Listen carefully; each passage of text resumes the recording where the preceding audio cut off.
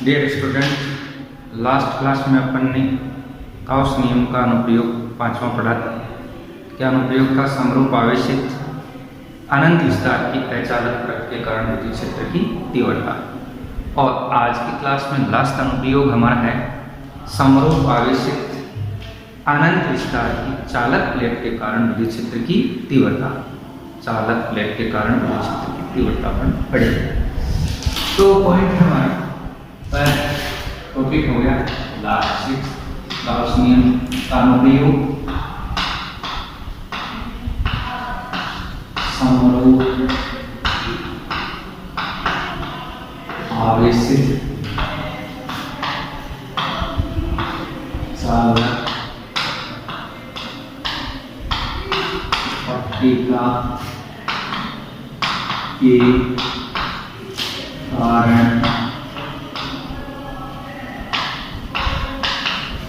विद्युत क्षेत्र की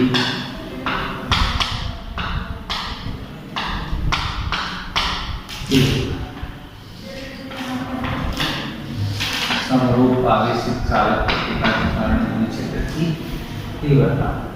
समरूप आवेशित अनंत विस्तार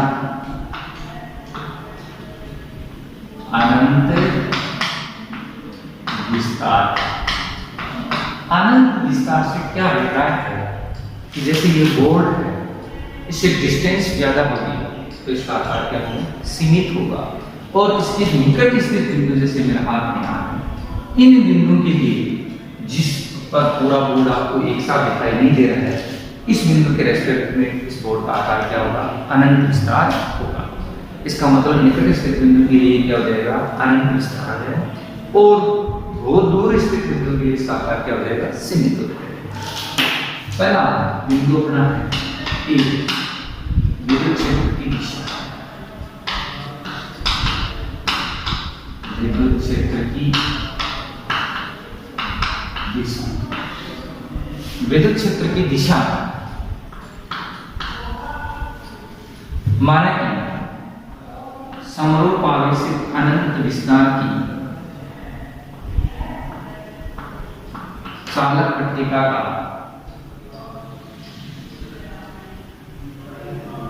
एक भाग ABC A B C जिसके एकांक क्षेत्रफल पर उपस्थित आवेश अर्थात पृष्ठ आवेश घनत्व, पृष्ठ आवेश घनत्व का मान सिग्मा है।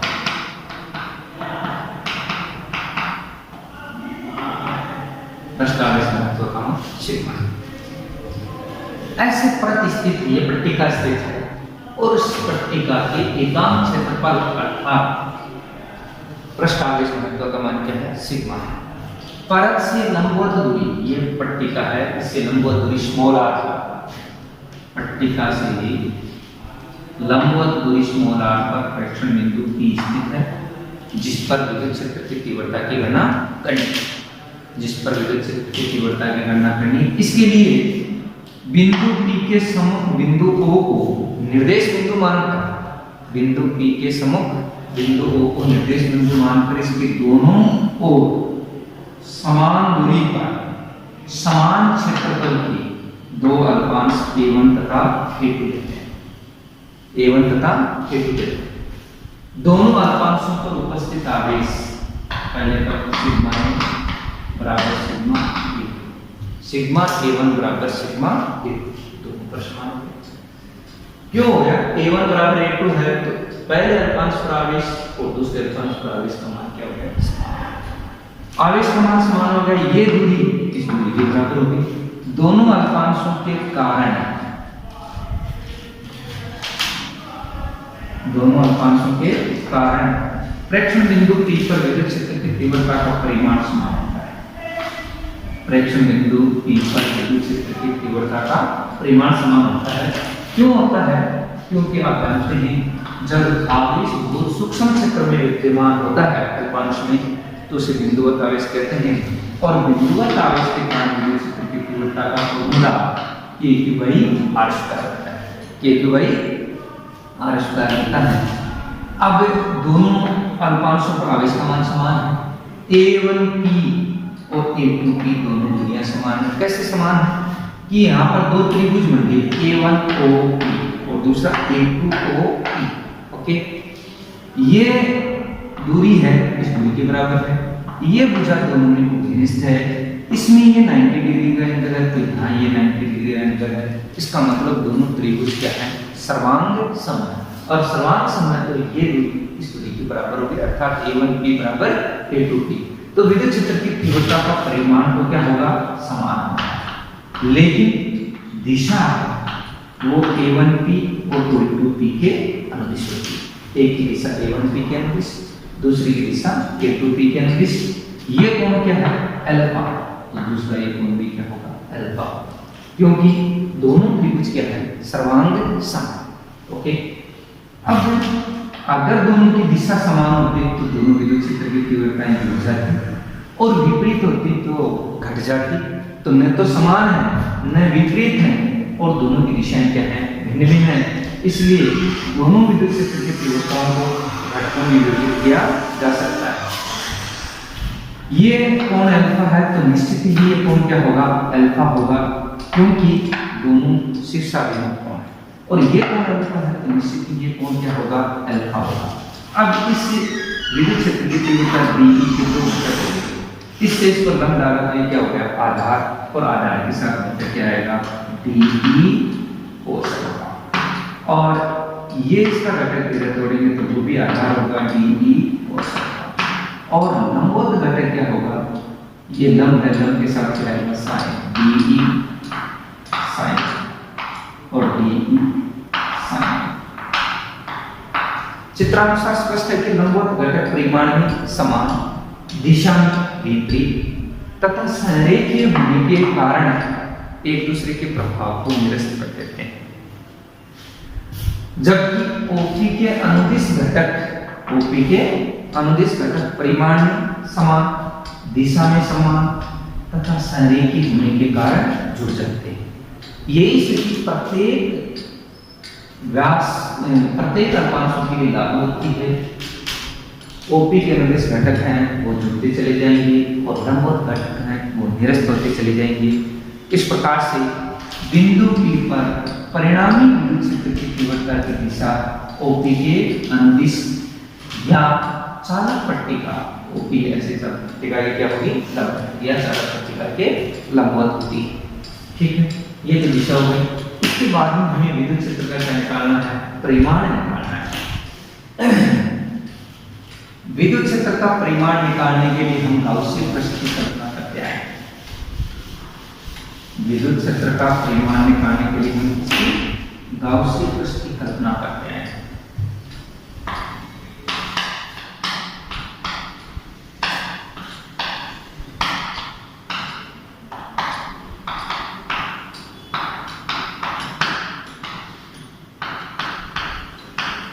विद्युत क्षेत्र का परिमाण गाउसीय पृष्ठ की कल्पना करते हैं।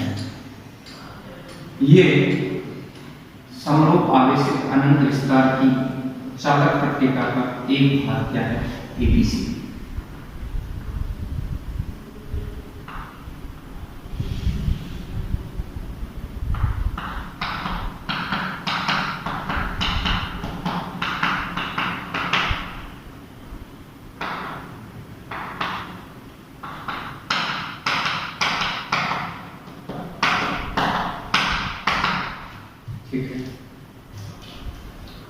ये परत से लंबवत दूरी स्मॉल r पर फ्रैक्शन बिंदु P स्थित है। परत से लंबवत दूरी स्मॉल r पर फ्रैक्शन बिंदु P स्थित है।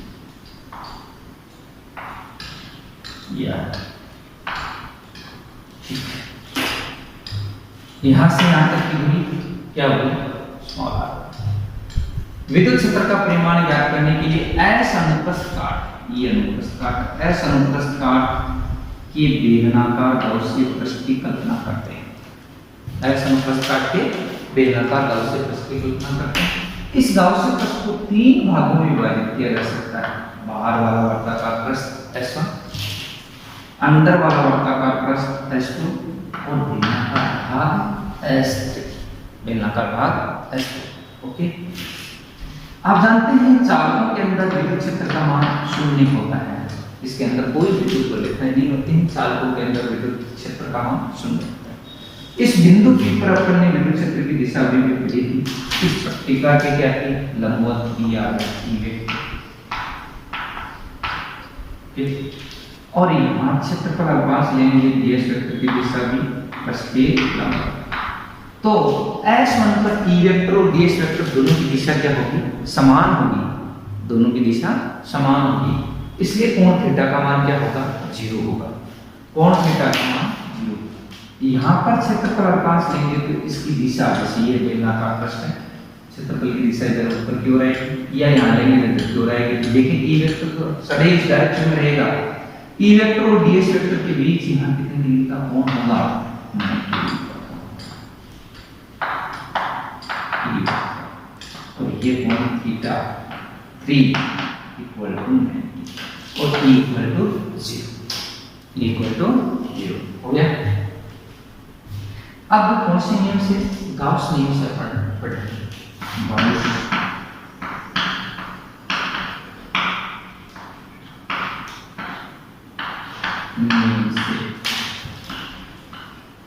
phi E equal to summation q by epsilon naught। ये समीकरण 1। इस समीकरण में हमें एक तो phi E की वैल्यू निकालनी है और एक समेशन q की वैल्यू निकालनी है। ओके, तो phi E की वैल्यू विद्युत फ्लक्स की परिभाषा अनुसार phi E equal to surface integration बंद पृष्ठ E vector dot ds E vector dot ds vector. Okay, यहाँ इस बंद पृष्ठ को कितने भागों में विभाजित किया गया है? 3 भागों में। बाहर वाला वर्ताकार पृष्ठ S1, अंदर वाला वर्ताकार पृष्ठ S2, बेलनाकार भाग S3। तो इस 3 भागों में विभाजित करेंगे।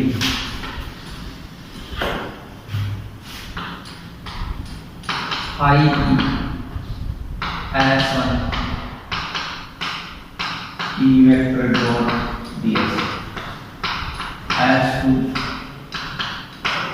E vector dot ds, S3 E vector dot ds। Okay, इन पर अब वर्त का चिन्ह नहीं आएगा क्योंकि ये बंद पृष्ठ नहीं है, इसलिए वर्त का चिन्ह नहीं आएगा। phi E equal to S E ds cos theta plus S2 E ds cos theta plus S3 E ds cos theta. देखें डायग्राम में, चित्र में देखें, S1 पर E वेक्टर और ds वेक्टर दोनों की दिशा क्या है? समान है। तो समान है तो थीटा 1 की वैल्यू क्या होगी? 0। Theta 1 equal to 0, cos theta 1 equal to 1 और थीटा 2 यहाँ S2 है, वो चालक पट्टिका के अंदर स्थित है और चालक पट्टिका के अंदर विद्युत क्षेत्र का मान 0 है, इसलिए E इक्वल टू क्या आ गया? 0। और थीटा 3 बेलनाकार भाग थीटा 3 पर कितना हो गया? 90। Theta 3 equal to 90। तो cos theta 3 equal to cos 90 equal to क्या हो गया? 0 हो गया। इसलिए phi E equal to S1 E ds, ये भी 0 और ये भी 0। E यहाँ से इस वर्ताकार पृष्ठ का प्रत्येक बिंदु चालक पट्टिका से समान दूरी पर स्थित होगा। S1 का चालक पट्टिका से वर्ताकार पृष्ठ S1 का प्रत्येक बिंदु समान होगा, प्रत्येक बिंदु समान दूरी पर स्थित होगा, इसलिए प्रत्येक बिंदु पर विद्युत क्षेत्र की तीव्रता का परिमाण समान होगा और दिशा भी समान है। इसलिए E को निकाल दिया होगा S1 ds और ds का इंटीग्रेशन क्या होगा? S, तो E into S, E S। ये समीकरण आगे ES आ गया। यहां पर समेशन क्यू एकांक क्षेत्रफल पर उपस्थित आवेश घनत्व का मान सिग्मा है। तो एस क्षेत्रफल पर उपस्थित आवेश sigma into S, sigma into S, sigma S हो गया। ये समीकरण कितनी होगी? 3, क्योंकि ये एस क्षेत्रफल है तो ये भी क्या होगा? एस क्षेत्रफल होगा। ये बेलनाकार गौसीय पृष्ठ इस पट्टिका के कितने क्षेत्रफल को परिबद्ध करेगा? एस क्षेत्रफल को। और एकांक क्षेत्रफल में सिग्मा आवेश है तो एस क्षेत्रफल में सिग्मा इंटू एस आवेश। और ये आपका गौसीय पृष्ठ। समीकरण 2 और 3 से मान इसमें रखा जाए समीकरण 1 में। समीकरण 2 3 से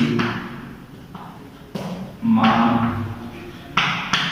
समीकरण 1 में रखने पर 1 में रखेंगे। 1 में रखेंगे तो फाई ई का मान क्या हो गया? E into S.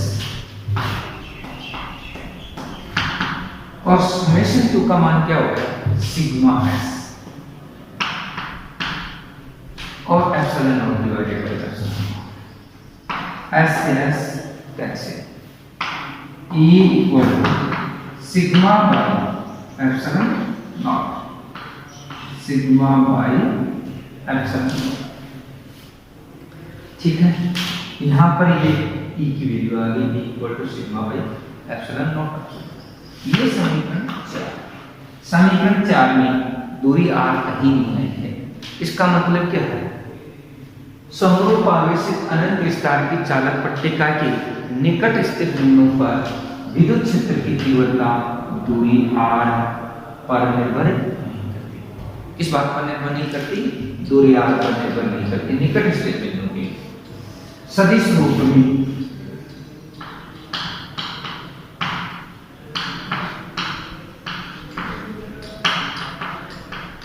में विद्युत क्षेत्र की तीव्रता चालक पट्टिका के क्या है?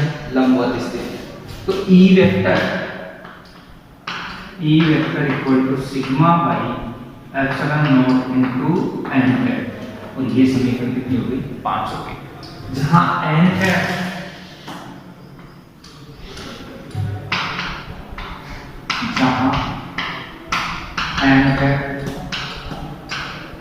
पट्टिका के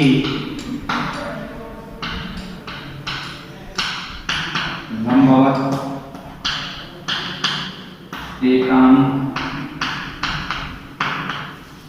सदिश है। एकांक तो इसका परिमाण क्या होगा? 1। तो परिमाण को ऐसा नहीं पड़ेगा, इसका मतलब ई वेक्टर की दिशा n कैप पट्टिका के लंबवत होगी। ठीक है, अब हमें खींचना है ग्राफ विद्युत क्षेत्र की तीव्रता की तथा दूरी r के मध्य ग्राफ खींचना है।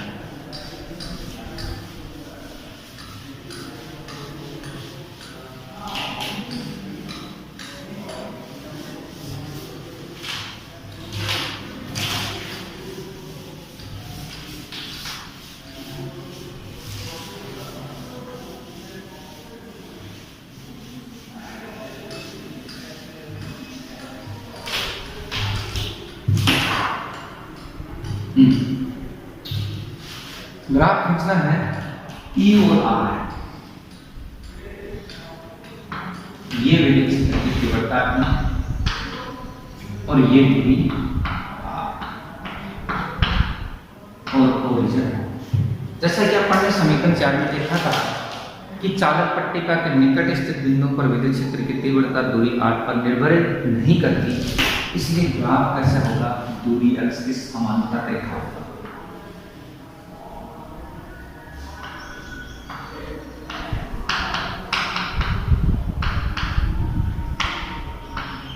दूरी x के समांतर रेखा। ठीक है, ये हुआ E और सिग्मा के बीच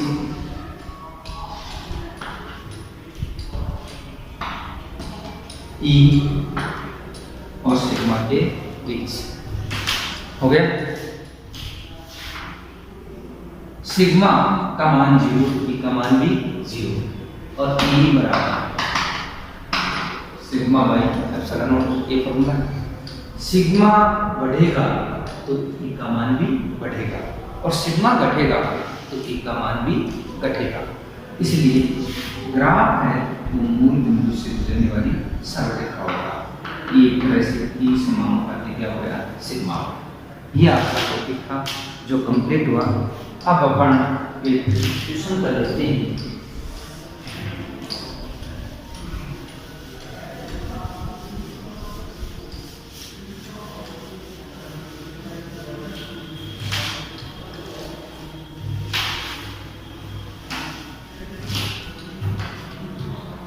दो चालक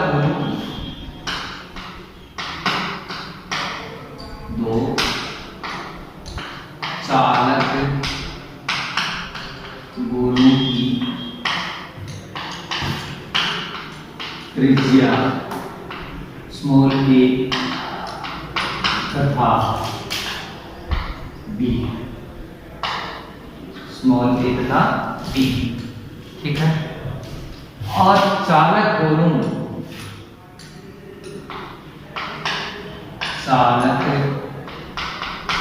गोलों पर आवेश का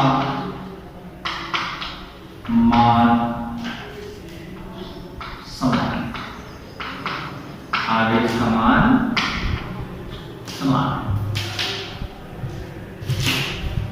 पृष्ठ पर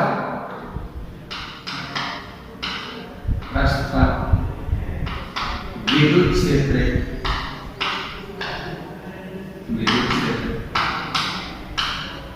की तीव्रताओं का अनुपात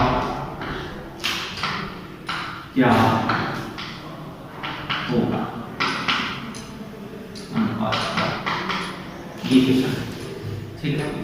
क्वेश्चन अपना क्या है, दो चालक गोलों की त्रिज्या a तथा b है, चालक गोलों पर आवेश का मान समान है, तो पृष्ठ पर विद्युत क्षेत्र की तीव्रताओं का अनुपात पूछा है। चालक गोले के पृष्ठ पर विद्युत क्षेत्र की तीव्रता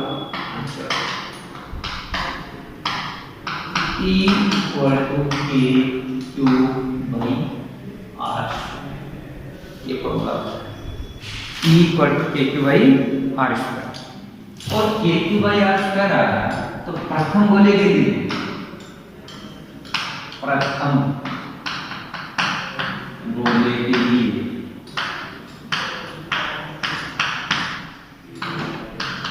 E1 = kq/r1 = r1 और r1 क्या, और q1 = दोनों का आवेश का मान समान q, तो E1 = kq/a², और ये समीकरण क्या हो गया, 1, ठीक है। द्वितीय गोले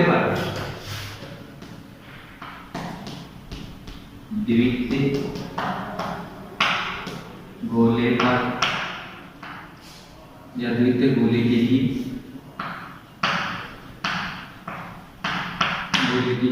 E2 = kq/r2,